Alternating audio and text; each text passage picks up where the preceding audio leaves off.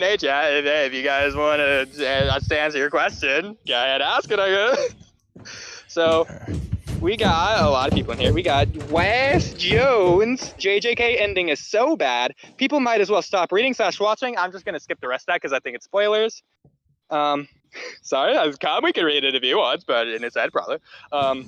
We got Sith Arth.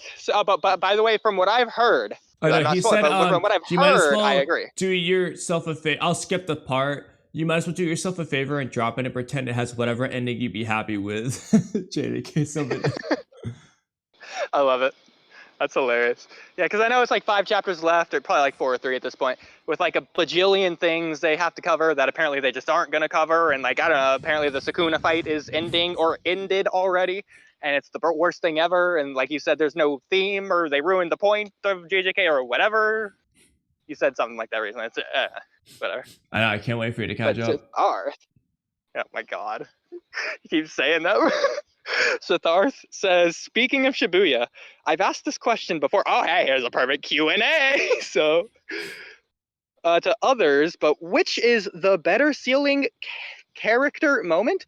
Gojo getting sealed or Kawaki sealing Naruto? I'd say Kawaki for episode 1 connection. Yeah, I agree, just because Boruto 10 out of 10. At least that's up to this point of the story. They both do something different that's good. And granted, there's an animated scene of it in the anime. That's my problem. Which... Yeah, I mean, it goes without saying, obviously, the production value of the JJK is better. It has music and color. But, like, the story, or impact, the feeling, the emotional weight, depth that I feel there is so much more. Because I know Naruto and Kawaki. I don't really know Gojo or Geto. I'm just observing that conversation from like a third party perspective of people that are just doing that. It's almost just like, so I'll say this 2 different ways. The build up and emotion behind the moment, I'm going to say is better for Boruto, but at the very least, the production of the JJK scene is just better. And you could argue the execution, it's one of my favorite moments of JJK, honestly, is just that scene.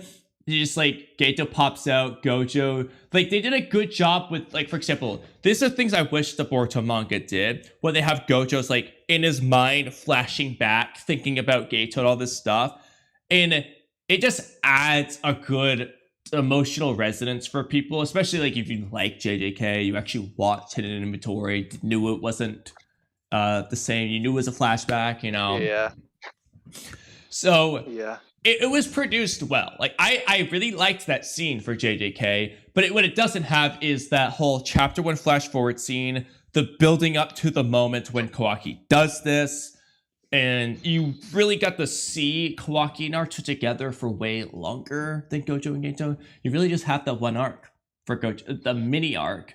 It's not a freaking, 60 chapter long thing between Naruto and Kawaki, it's like, it's pretty short.